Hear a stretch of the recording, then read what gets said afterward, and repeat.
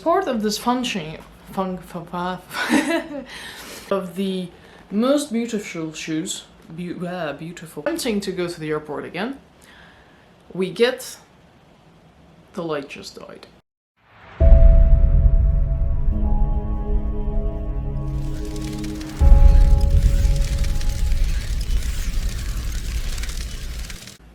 Greetings and salutations, my name is Orcult and welcome to my sanctuary. To those of you new here, you're very welcome. I hope you like it here, stick around, subscribe to this channel, like this video, like all the other videos, comment down below saying no, I won't like your other videos, or comment anything. I will respond to you either way, and depending on your cheekiness, I will be the same replying back to you, so beware of that. Anyway, if you're a returning subscriber, I would like to thank you very much for your support, and I would like to say that with your help, we've almost achieved 700 subscribers. It's going up slowly but surely, so I'm super happy about that. So I would like to thank you yet again for all that support and all the comments down below. I've had a hell of a lot of them recently, and it's great. I love all your stories. Thank you so much. And since there was actually a really good response to my chat here videos, well, I did like the one telling you stories and stuff, I thought I might do another one. So I thought what we could do today is a shoe review of my absolute favorite shoe, but I wanted to tell you, not just, you know, really cool shoes, look at them cute, they stand here on a shelf somewhere. No. The shoe is fully freaking functional. Like, it's so functional, it's ridiculous. And as part of the functioning of the shoe, I would like to tell you an absolutely horrid story, which I promised I will tell you one day, and I guess that'll be today, is of how we moved. Not why, but how. Of why, I might tell you, I might not, I don't know. But now I'll just tell you how, like physically what happened, how we moved from New Zealand to Moscow in the midst of COVID in New Zealand. And in Moscow, PCR tests, flights, God knows what else. We'll tell you the story of how we moved, which is the most horrific thing ever, and I would like to say that these shoes helped me through it. And these shoes are, of course, the wonderful, the majestic, Killstar, Cosmicsoul ankle boots. They are probably the most beautiful shoes that I have ever seen in my entire life. They might be a bit dirty, and that's probably one of the downsides of this shoe, is that all this detailing, including here, is quite hard to wash. And at the moment I don't have a proper brush, so I haven't washed them, and they get a bit dusty because it gets a bit dusty here at this time of year. But these shoes are the most comfortable, the most amazing things that I have worn in a very long time. Now, despite this ginormous platform, I will put the haul up of when I got these. It wasn't that long ago either.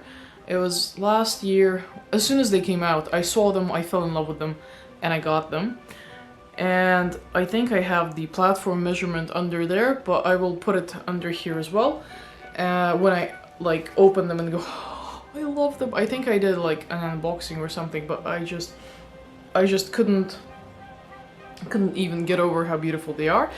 They have like a Killstar on the detail there. They have the star at the back, star at the front, stars on the bottom of them, and they are just the most beautiful shoe ever. They also feel like sneakers. The only danger with them is they are quite high, and they're so comfortable that you forget how high they are. So you have to be careful not to twist your ankle in such a way that you might, you know, forgetting how high you are to actually, you can probably damage your ankle if you're not careful just by forgetting how comfortable they are. It happened to me once or twice, I think, but in general, they are as comfortable as sneakers. I've driven in them, I've done stuff with kids. Perfect, absolutely perfect shoe. The other downside is that they do have quite a rubbery smell, and probably needs, I'm experimenting with shoe deodorants because that smell sort of comes and goes. So if you do walk them a lot, you probably need to put them outside or spray them with something or other. Apart from that, like, ideal shoe. So what we had to do is we had to pack, think of what the hell to pack to ensure that we're going from summer into winter, and also include things for sport and work and this and that in that tiny amount of space that we had. The kids had stuff and toys, at least. It was a nightmare packing, but these shoes, I did not have any doubt that I will take them. Like, there was no doubt, but I knew I couldn't pack them because they're so bulky. There is some weight to them, so I thought I will wear them. They're comfortable enough for me to wear them. I know it's a bit awkward on a platform on a plane just because, you know, you have to shove them under seats in front and things like that. But I worn them, and let me tell you the way we went. So the way we always do it is we fly through Singapore, take a long break there at the airport, stay at the transit hotel, have a nap, do whatever, and then we fly on because it takes, you go from Auckland and you have to fly to Auckland first on an internal flight for about an hour. Then you go from Auckland in New Zealand to Singapore for about 10 hours overnight. And then you spend some time there, and then you go Singapore to Moscow for another 10 or 11 hours overnight. Fun. Fun as hell. Anything under 5 hours, to me now, is not even a flight. Like, it doesn't matter.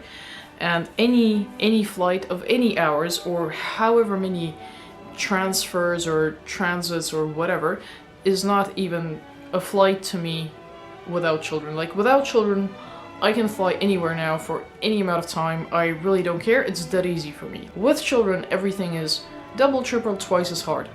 So then you have to pack. We had so much carry-on for the children mainly. So we had all of that stuff. We had all this luggage and God knows what else. And all these tickets, everything was arranged way before. And then my mother calls me and says, have you checked the COVID requirements? I was like, I think I have. And she's like, they've changed. So I said, well, I wasn't tracking them. And apparently I should have. Now, I've traveled most of my life, so I'm really, really good at this. Like, no shit. I can write visa applications so well. For pretty much anywhere, I will know my way around, I will find all the rules. But when you throw in COVID into the mix, and that's where it gets real confusing, real fast. What is the visa regulation and then the COVID regulation together? How does that work? I don't know. And it all has to come together somehow. So anyway, long story short, my husband is a New Zealander. And he needed the PCR test to be taken within 48 hours of getting into the country. How do you do that when you fly 2 nights on a plane and then spend 24 hours or more somewhere in transit? And the answer to that question is you can't, especially if you're flying from a country that can't do an urgent PCR test. Within 24 hours is the quickest PCR test that they can do. And to actually do that PCR test, you need to sign up for it in advance, like way in advance. So if suddenly something changes, if you've already done one and you want one in a couple of days, that's not gonna work. So then you have to sign up for whatever time is available, and then you have to change all your flights and lose all sorts of money. And then a PCR test over there costs 215 New Zealand dollars, and then you throw in the 75 for urgency, and that is per person. Anyway, my husband and I had 4 PCR tests that week. 4 PCR tests. Anyway, at the end of the day, what we had to do is we had to reroute. Now, what do you do when you want to fly into Russia from anywhere? Just in general, anytime, not just even now. Now is probably the only way anyway. But in general, if you don't know what to do, you go to Istanbul. That is the rule. If you don't know how to get in, you go to Istanbul. Istanbul is pretty much visa-free for just about anyone. They have PCR tests like that. Like, you can have it in 2 hours, you can have it in 6 hours, and it costs 25 bucks US. It just, PCR test, no problem.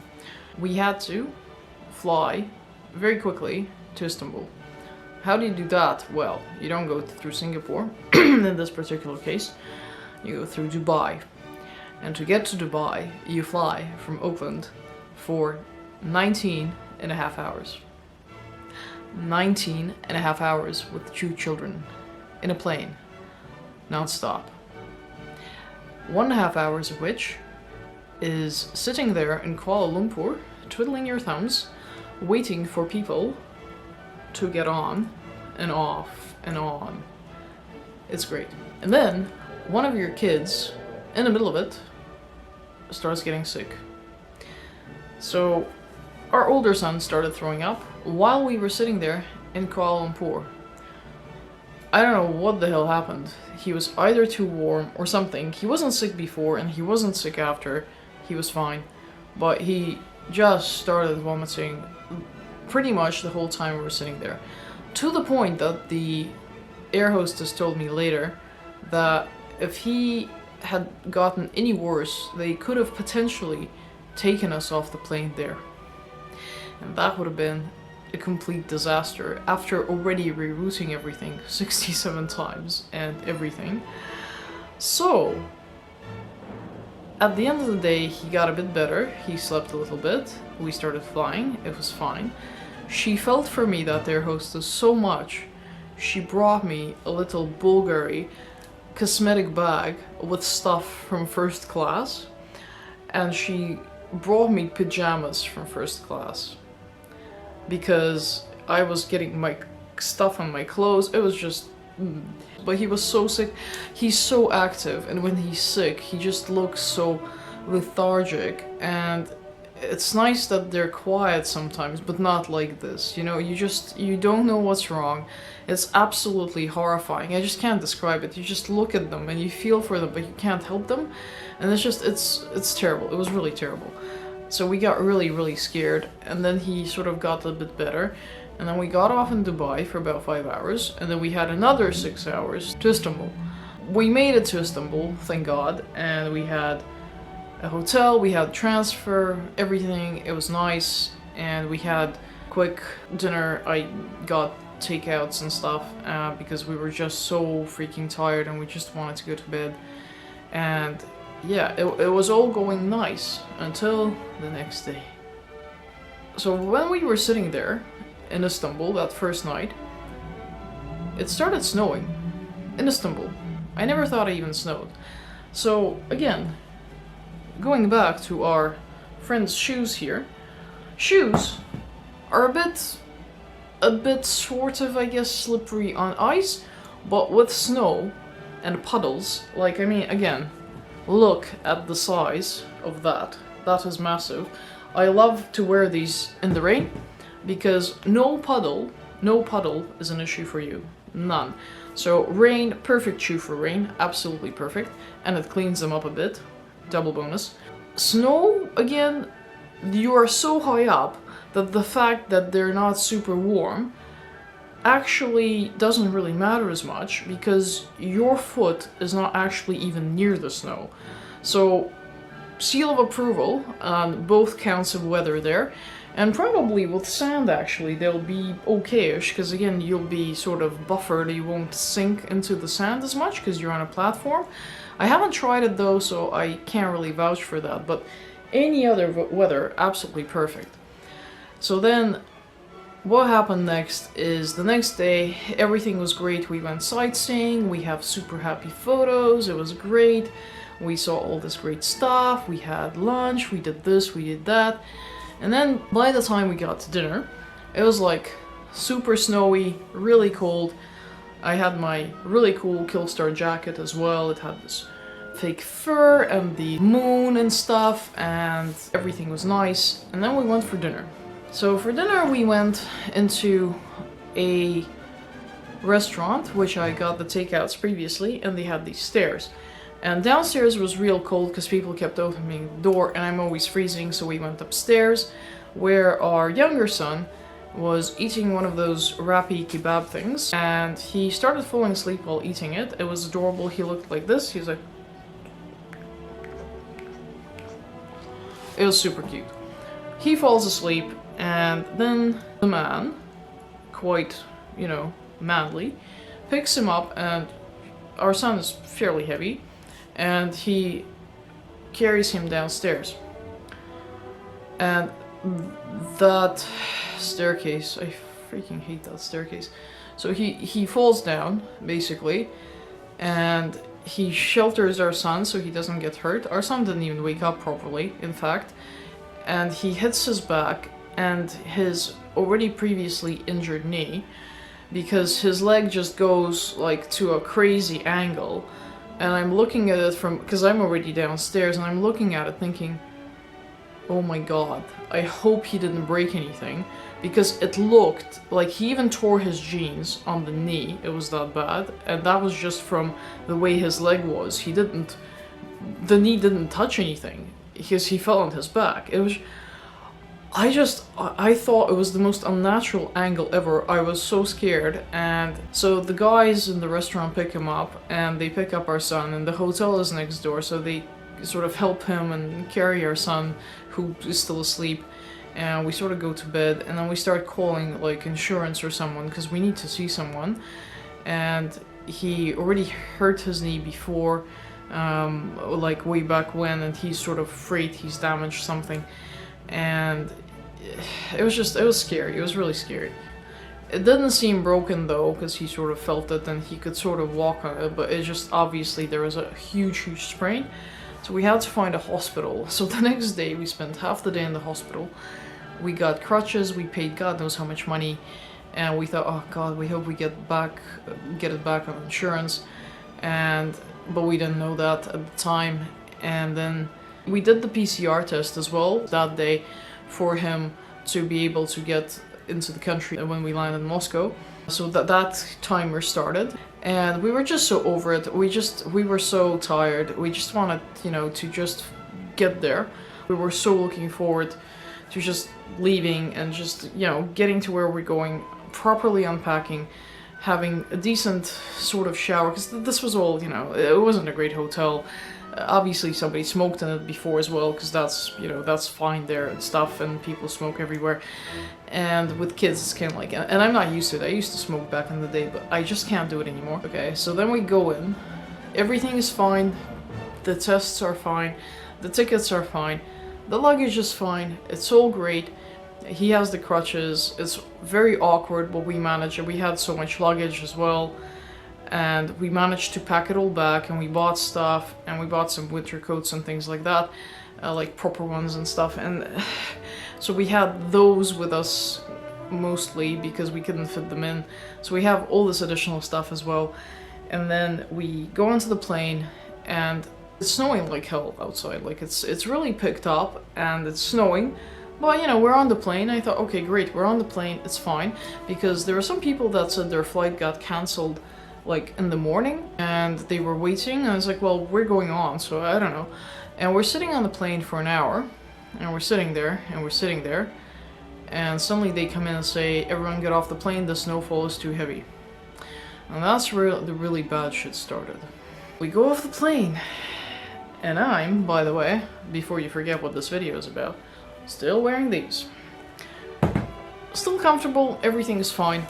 We walk off the plane with all our crap and the kids and everything, and we sit there with the people who got cancelled previously as well, because their flight, that was meant to be after our flight, that's not happening. And then I sit there and I think, oh my god, what are we gonna do? So I rebooked the flights in 2 days, because I don't know if it's gonna fly the next day or not. I just don't know, and on the safe side, I book it in 2 days' time. Very important. Then I go on Airbnb and book us somewhere to stay, because that's kind of what I do. I do all this stuff. Like, I'm really like focused in such situations, and do it and then I feel better. I don't want to sleep at the airport. We're getting out, we're getting to a hotel, we're waiting, and then we're trying again, but, you know, I'm leaving enough time for all of this to clear because I just don't know when it's gonna fly. Because the snowfall is pretty heavy. And then, so we booked the hotel. The lady rings me at some stage or messages me or something, and judging by the name, I know she's Russian. So we speak Russian to her, and she's saying, oh yeah, you can get out and this and that, and I'll meet you, and all fine, so all cool. Ah, you have 2 boys, oh my god, you know. So we have a bit of a chat, and everything is cool, and they're waiting for us there, and anytime, you know, we're there, I said, we just need to go out, and possibly, I don't know if we're gonna get our luggage or not. So then the problem is we can't get our luggage, because everyone wants to get their luggage, you know? Like, the whole airport. Every single flight is cancelled. And then it turns out, and this is the best part, that the roads are closed. There is no way of getting out of the airport. So some people managed to get on a bus, probably an hour before we tried, and left, and they eventually got there. But all of the rest of us, we were all trapped. We didn't know it at the time. We ran around and nobody knew how long we were trapped for. And then at some point we had to understand that, well, we're gonna sleep here. We booked a transfer. I don't even want to say how much that cost us, but we had to. We booked it and we said, get us out of here as soon as you can. They said, as soon as the roads open, we will call you and you can go. And you'll be one of the first to get out, la la la, but you gotta pay us this. I looked at the kids and they were exhausted, and we were exhausted. I paid it. I swore a lot, but I paid it. And I was just like, I just can't. I can't do this. And yeah, we were so pissed off and tired, and yeah. Anyway, and all this time we rented this trolley thing, which is kind of like, you know, the hotel ones, because we had a lot of suitcases and we always get one, and the husband is in crutches as well. Like, this is all with crutches, by the way. So, you know, my platform's crutches. So we had the trolley, but we never got the luggage. The trolley people were just so interested if we were gonna get out, and if they were gonna get out, that they spent this extra time with us.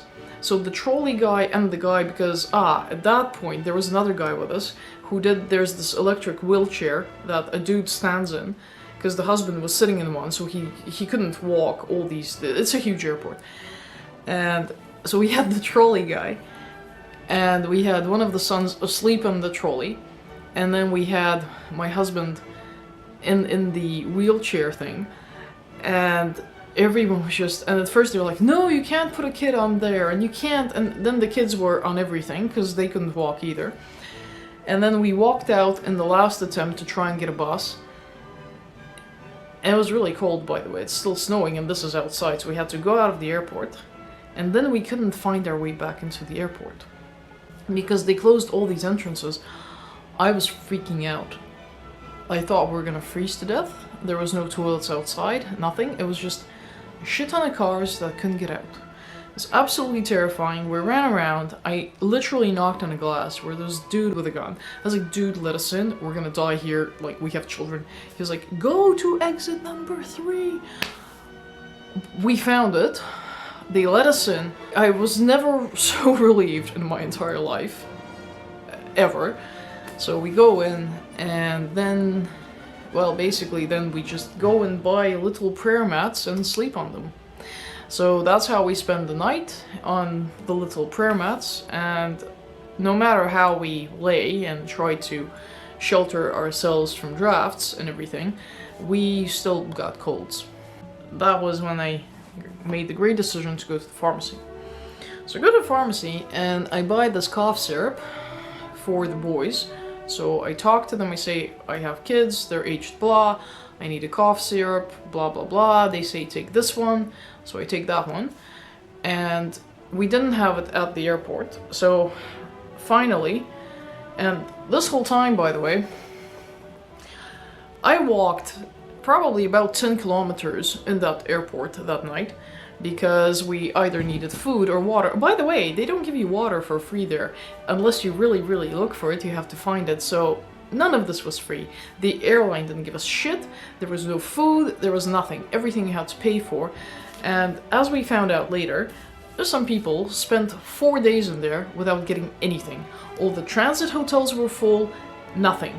So people were just living in there, in the transit area, that couldn't get out. We were at least outside the transit area, which still wasn't that great. It was a nightmare for everyone involved. People slept, you know those things you put your suitcase in so they go through, so they check them? People slept on those, people slept on the check-in counters, people slept behind the check-in counters, people slept on the floor, people slept on any surface they could find that wasn't the floor. I've never seen anything like it. Like, the entire airport, including everyone that worked there, was trapped. And then to make it even better, I think, okay, we're running out of PCR tests. So, at 4 in the morning, we decided, we took turns, I went and did our PCR tests, because the kids didn't need them at that stage, anyway. And we did them before for something else when we thought we were going to go through Singapore. So, you know, don't worry, we paid for everything multiple times. And so we went to do the PCR test at 4 in the morning, and I think the husband did it at 4:30, which is very important. And we managed to finally get out of there at 9. So at 9 in the morning, we managed to be in a car heading out of there to the accommodation, and I was ringing again the woman most of the night and the morning and everything. And the accommodation was fine, it wasn't like super amazing or anything, but we were just so happy to get the hell out. Now, I had some changes of clothes, the kids had some changes of clothes, but it was obviously not enough. We didn't have the luggage. It was slippery, there was snow everywhere, and the husband had crutches. I went out, I bought everyone like socks and underwear and things like that. And again, guys, slippery hills, snow everywhere, massive puddles. I couldn't have wished for, you know, wearing a better shoe for that. Like, it was, I got a little bit tired at the airport. I wish I had something lower and something probably slightly less, because it is all, you know, it is synthetic material, you get a bit tired. I wish I had, you know, something lower and maybe more breathable. But when I was outside in that weather, best shoe ever. So I was walking around getting all that stuff together, and I came back, and that is when I thought, holy crap, I forgot the kids are sick. And they're still kind of coughing. They didn't have temperatures or anything like that, but they were coughing, so I gave them cough syrup.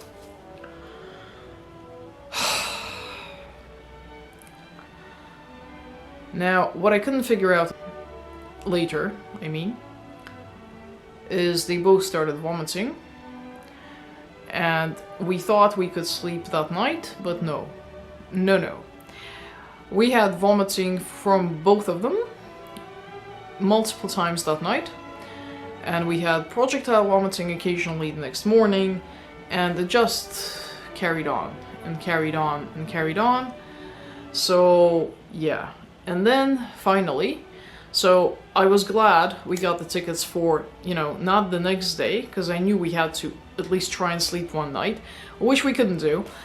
And we had all this vomit happening. Good thing that place was like so easy to clean and there wasn't rugs everywhere, because it would have been such a freaking disaster. It was already pretty bad, but this is next level kind of crap.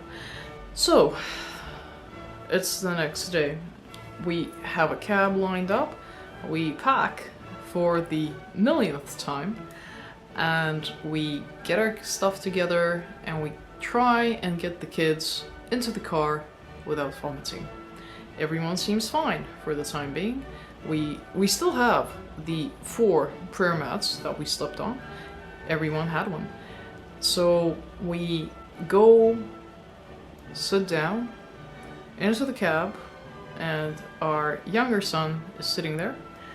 And by the way, there are no car seats, okay? There are none. I'm sorry if that offends anyone, but this is the way it was. We needed to get out, and we just, like, we couldn't. So everyone was sitting there with seatbelts and everything, and holding people and all of that. the younger son, I even had a bag ready, okay? I had a bag, I wasn't quick enough. It happens in the cab. It's like, oh God. We stop at a petrol station and we, you know, clean him up as best as we could. We actually half strip him outside in winter because we have to change him. We're putting on pretty much one of the last changes of clothes that we have because there was a washing machine. We washed what we could, it all dried, it was fine, and we put that on. We don't have much clothes with us anyway, and we give one of the prayer mats to the cabbie because we only had enough cash to you know, get us to the airport. We didn't have any other cash, and this is what we've agreed. I was like, dude, take this as a token of our, you know, insane apologeticness, but that this is all we could, you know, muster. And he was like, yeah, whatever. So we get to the airport, and in the check-in queue, we sort of stand there. Both of them go kind of green. One of them throws up, then the other one throws up, and then the little one pees himself. And then, at least he had the decency to tell us he needs to do the number 2. So at least that happened at the toilet, where we changed him again. You know what we didn't have? Shoes. We didn't have another pair of shoes. So one shoe was kind of ruined, but there was nothing we could do about it. Anyway, that was very sad, but that got us through the check-in with no queue. Nobody even attempted to stop us or anything. They just looked at us and thought, just go. Go in, do whatever. Nobody stopped us, it was fine. We went in, both of them stabilized after that. There was no more of that. They've come round, they both got their appetites back, they were a bit better, started running around. We met up with the people whose flight was cancelled before ours, 2 days before. They also had 2 boys with them, and they were friends from then on, so they already had friends at the airport they could run around with, and those people spent the 2 days in transit. So they were also quite happy. We've met a lot of people who spent 4 days in transit that day. Some of them were very, very unhappy Africans. Very unhappy. 4 days. Not a single anything from the airport. They were really pissed off. They had kids with them, and they had to go all the way to, I think it was somewhere Central Africa. It was just nightmare. There were so many people. Everyone was queuing, everyone was yelling, and it was the most horrible thing ever. So we were thinking we would get on our flight, but that's not what happened. What happened was it was coming closer and closer to the time we were meant to fly, but we had no gate. The gate never appeared. We were looking at it and gate, where are you? We still have the crutches, by the way, as well. So there's no gate, nothing is happening, and it gets delayed, and it gets delayed, and delayed, and delayed, and delayed. And all of the flights, most of them, are getting delayed, and delayed, and delayed. So we don't know where to sit. There's a few kids' rooms, so we sit here, sit there, hang out with our new friends. They're going the same way, and we assume we're going to be on the same flight, and I think we were actually, and in the end, and then, and whatever. And it's just, it's not happening. I don't have time to tell my mother, do not go, because she's already going. So she's, no, I'll wait there, la la la. So she goes there, and because my husband is in crutches, she lined up someone who lives nearby for a price, not for free, but it's, you know, a business relationship, and this poor person agreed to help us with the suitcases when we come, because the husband will be able to do all of that, and they're quite heavy because crutches and everything. Usually he does all of this, he's quite strong and manly and does all the fixie things and, you know, all that, but crutches. So this poor guy, Mama's ringing him saying, oh, hang on, hang on, hang on. I'm running around, because again, nobody else can walk, checking the gate constantly, like manically checking when the hell are they gonna announce the gate. Again, shoes. This is probably the longest shoe review in history. The other thing that I'm doing is good. Thank God they had free Wi-Fi there, and yeah, because that was helpful.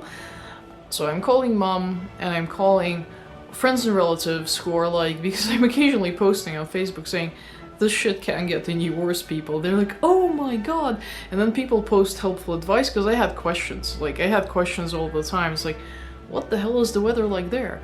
Is it gonna snow there? Will we be able to land? Is the next question. People are like, no, it's clear. Don't worry. No, it's not. No, it's clear. So that is happening the whole time. And actually, I felt quite comforted that I could ring like my cousin out of the airport and sort of go, hey, how are you going? She's like, oh my god, are you still there? And just, you know, to try and distract myself a little bit and make me feel more kind of focused on what I'm doing. So I walked a lot. And then I realized that if we don't fly by, say, I think midnight, if we don't fly by midnight, and this is a late afternoon flight, it was meant to be at 4. If we don't fly by midnight, our PCR tests will expire. And especially for the husband. Because for him, with the way visas and things work and citizenships, his thing needs to be 48 hours, not mine. In which case, I don't know if they're gonna let us in. Now, to retake the PCR test, you need to go all the way out, through passport control, do the thing, and then pray they will send you the results in time, and then come back in. There is no way he can do that slowly. So I talk one of those wheelchair people, or the bosses of the wheelchair people, to give him a wheelchair so they can speed him through the entire thing quickly with no queues. And they're going on the way there, and the lady who we made friends who had the other 2 boys runs up to me and screams, we have a gate! And I was like, no freaking way. So I call him and say, come back. And they come back, and then the real fart starts, because they keep changing the gate and still moving the flight. And we still don't know when the hell we're gonna fly, and if we're gonna fly before midnight or not. And then I'm like, nah, you gotta go do the PCR test, because we just don't know. And he says, yeah, but if I go, and suddenly we need to get on a plane, I'll miss the flight. Then what? I was like, well, I won't get on the flight without you, so we all missed the flight, so I guess we missed the flight. And he was like, you know what, I'm gonna make an executive decision here. I was like, okay, I'm listening. And he says, I'm not gonna go and do the PCR test, I'm gonna wait here, it's gonna be fine. I was like, I'm gonna believe you right now, because I have no other option. You've made the decision, that's it. So he takes the responsibility upon himself, because, of course, he would never hear the end of it, had it happened another way. But, just kidding. Obviously, there is no way of guessing, okay? We just don't know. Like, we don't know. Mama's like, how are things and shit? And, yeah, so they keep moving the gate, they keep moving the gate, they keep moving the gate. And then suddenly, we're standing there, everyone's like rushing around back and forth, one gate to another, checking the board thing, and everyone's saying, I hear it's over there. I said, guys, it's over here! And that keeps happening for a few hours. In the meantime, both boys, with their 2 friends, they're all asleep in a separate trolley. So we have these 4 boys asleep in these trolleys by then, which is kind of a little bit of a relief, because they were so tired. And secondly, you don't have to watch them. There's huge crowds of people. No one knows where they are. You can lose them like that, and we have to keep focused on the board and what's happening. Suddenly, these people come up and say, are you flight blah? We're like, yeah. So, and you have these kids here. Okay, come with us. You're getting on this plane here. We're like, sorry, what? They say, yeah, go. This bus, that plane, over there, go. And just like that, we got on a plane. By then, I think it was approaching the time of no fly without the PCR test, so it was approaching that time, the deadline. And I can't remember when it was that we flew, because I was just so tired and I couldn't register it. But when we landed, if we landed an hour and a half later, then that would have been it. We would have breached the 48-hour PCR thing. But we got on a plane and we made it. And we made it, it was, I think, 3 in the morning when we landed. And by the time we did everything, got through passport control, got our stuff, and got home, it was probably closer to 5 in the morning. To say we were exhausted, pissed off, frustrated, and just felt like we've just been through, I don't know, all the gates fell in one, is to say nothing. So tiring and like mentally exhausting not to know whether you'll be able to get your kids to a proper bed anytime soon. So I really feel for people stuck in airports anywhere for any reason with children. It is horrific, and especially when they're sick and they have colds and they're vomiting and all of this is happening at the same time. It is just horrific to know that there is nothing you can do to get your child into a proper bed. It is the worst feeling in the world. You feel like you failed absolutely at everything, and I do not wish it upon anyone. So that was that, and extra kudos to the dudes who were checking people coming out with the luggage and everything. They almost started checking us, then they saw us as a unit and said, "Oh, are you a family?" We're like, "Yeah." They're like, "You're from Istanbul?" We're like, "Yeah." They're like, "Go. We're not gonna scan anything, just go." And we went, and it was fine, and the dude was waiting for us until that early time in the morning to help us with the suitcases and everything. And I'm so grateful to him. He's around a lot. We say hi to him. The boys love him. He's just a super cool dude. This is probably, again, the longest shoe review in history. But guys, if this is not, you know, testing a shoe, I don't know what is. I don't think any shoe has been tested like this since, you know, the dawn of man. But no shit, this is literally what happened to us. And how we made it out of Istanbul, barely. And I don't know how we did it. Like, I still don't know. There probably is some sort of a higher power somewhere. Because even though it was that hard, I'm so grateful we were there in one piece. And even though my husband got a bit injured, and we got a little bit of, well, not all of the money, but we got significant amount of money on insurance for at least paying for that hospital. We still have to deal with the injury and everything, but he's been a bit better, and you know, he didn't need the crutches after a few days. It's just, yeah, we still think about it. We laugh about certain parts of it, but we still can't even laugh about it. It was really bad. Like, really bad. I do not recommend doing that, and we don't want to go anywhere, even near an airport, for a very long time. We weren't even going on a holiday or anything. That was like a necessity that we kind of had to do. And I've just, yeah, now it's only road trips, if that, and yeah, no way we're getting near a plane anytime soon for any reason. And I don't think anyone wants to go to Istanbul for a while.